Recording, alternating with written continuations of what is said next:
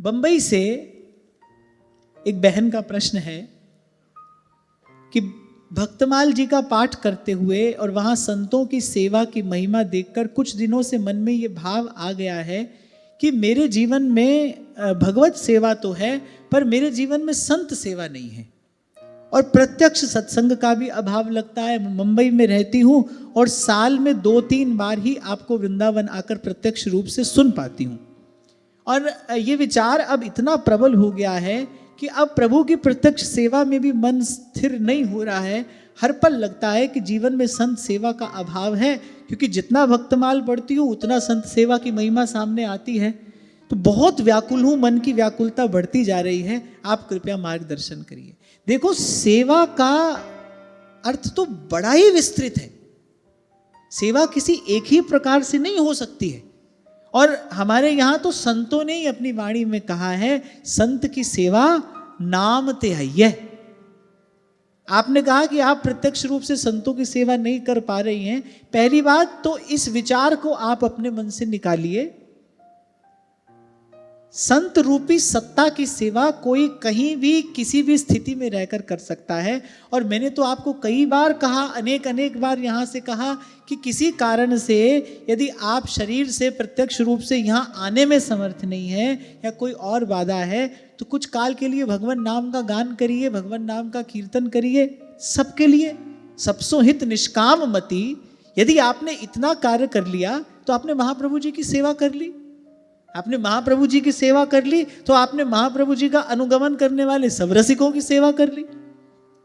किसी भी प्रकार से आपको व्याकुल होने की आवश्यकता नहीं है। मैं तो आपके लिए प्रार्थना करूंगा कि श्री जी आप पर और कृपा करें, आपको अधिक वृंदावन आने का अवसर मिले, यहाँ पर आपको प्रत्यक्ष रूप से सत्संग श्रवण का भी अवसर मिले, संत सेवा का भी अवसर मिले। पर संत सेवा तो भाई कहीं भी किसी भी स्थिति में रहकर की जा सकती है।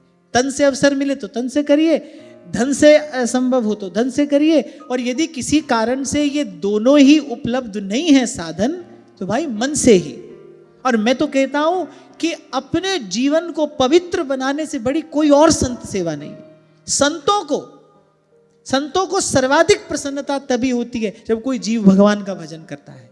जब कोई जीव भगवत भजन में लगता है तब संत सबसे अधिक प्रसन्न होते हैं। इसीलिए वाणी में कहा गया है, संत की सेवा नाम ते है। गुरु को सबसे अधिक प्रसन्नता कब होती है? शिष्य को सफल होते देखकर ही तो गुरु को सबसे अधिक प्रसन्नता होती है।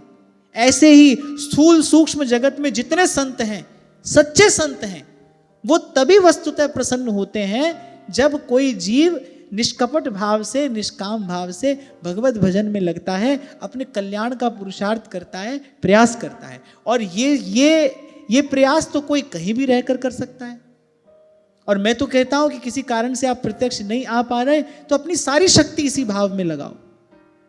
कुछ देर के लिए भगवान नाम का कीर्तन करो, लोकाः समस्ताः सुखिनो भवन्तु, और सब संतों को भाव से प्रणाम करते हुए, स्थूल सूक्ष्म जगत के सब संतों की चरण रेणु भाव से अपने मस्तक पर धारण करते हुए अपने जीवन को पवित्र बनाने का प्रयास करो। विश्वास करो, ये सबसे ऊंची संत सेवा है।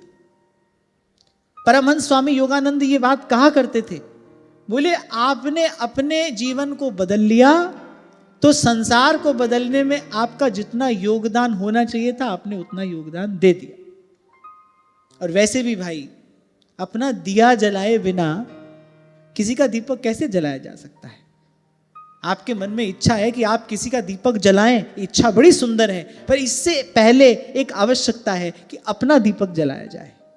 कोई बात नहीं, आप वहां हैं, आप इसी भाव से कि मैं जो भी कर रही हूं ये सब संतों की प्रसन्नता का कारण बने। मेरे द्वारा की गई भगवत सेवा, मेरे द्वारा किया गया नाम जप, मेरे द्वारा किया गया कीर्तन, मेरे द्वारा किया गया जप पाठ, ये सब संतों की प्रसन्नता का कारण बने, मेरा जीवन पवित्र बने, इससे सब संतों को प्रसन्नता हो। किसी भी प्रकार से व्याकुल होने का कारण नहीं है। और आपके लिए मैं प्रार्थना करता हूं कि आपने कहा कि 2-3 बार ही आने का अवसर मिलता है, श्री जी और कृपा करें, आपको और अधिक आने का अवसर मिले, प्रत्यक्ष में सत्संग का भी अवसर मिले, प्रत्यक्ष में सेवा का भी अवसर मिले।